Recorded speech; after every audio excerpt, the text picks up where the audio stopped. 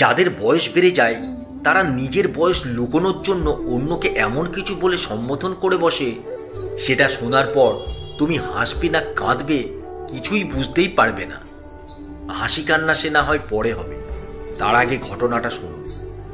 শনিবার বিকেলে ট্রেনে হাওড়া যাচ্ছিলাম।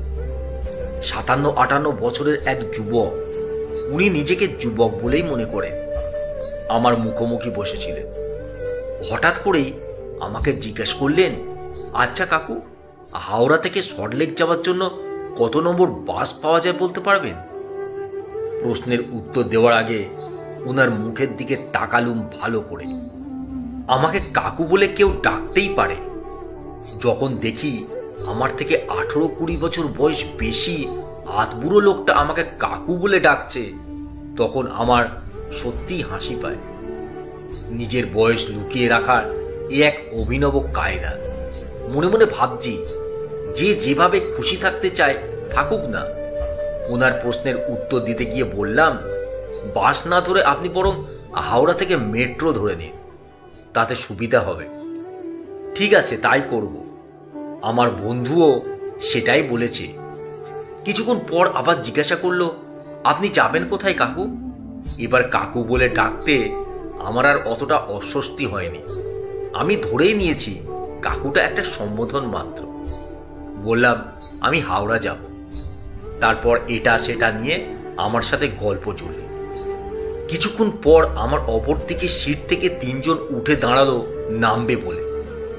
সামনেই দাঁড়িয়েছিল একটি কম বয়সী বিবাহিত মেয়ে। মেয়েটির বয়স বড়জোর 23 কি 24 হবে। নিজেকে যুবক ভাবা এই আধবুড়ো লোকটা মেয়েটিকে বলল, বৌদি, ওদিকে সিট খালি হয়েছে, বসে পড়ুন।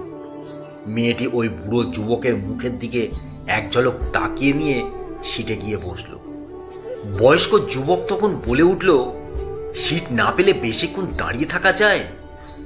আশেপাশে যারা ছিল তাদের সকলের চোখ কান তখন এই আধবুড়োর দিকে।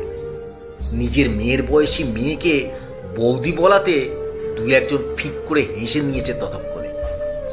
যদিও কেউ কিছুই বলছে না, আমার তো রীতিমতো রাগ লাগছে। ততক্ষণে সন্ধে নেমেছে। ট্রেনের জানলাটা খোলা আছে দেখে এই বয়স্ক যুবক বলে উঠল, এই যে কাকিমা, জানলাটা বন্ধ করে দিন, বাইরে থেকে ঠান্ডা হাওয়া ঢুকছে। জানলার সিটে যিনি বসেছিলেন তিনি বললেন, কেন? তুমি ইয়াং ছেলে, তোমার এই বয়সে রক্ত টকবক করে ফুটবে। আমি বুড়ো মানুষ, ঠান্ডা লাগলে আমার লাগবে, তোমার কেন লাগবে? আরে আপনার জন্যই বলছি কাকিমা, ওয়েদার চেঞ্জ হচ্ছে তো তাই। ঠিকই, ওয়েদার চেঞ্জ হচ্ছে, কিন্তু কিছু মানুষের বয়সটাও যে চেঞ্জ হয় কিছুতেই বুঝতে চায় না ওরা। বাদ দাও সে কথা। আমাকে কাকিমা না বলে আমাকে বরং ঠাকুমা বলে ডেকো।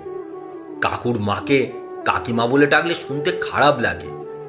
একটু অবাক হয়ে জিজ্ঞাসা করলেন, কাকুর মা বলতে? এই যে আমার পাশে বসার ছেলেটা, যাকে তুমি কাকু বলে ডাকছিলে, আমি ওর মা। হিসেব মতন আমি তোমার ঠাকুমা। তুমি আমার নাতির বয়সী। বাচ্চা মানুষদের এরকম একটু একটু ভুল হয়ে যায়, তাই একটু সংশোধন করে দিলাম।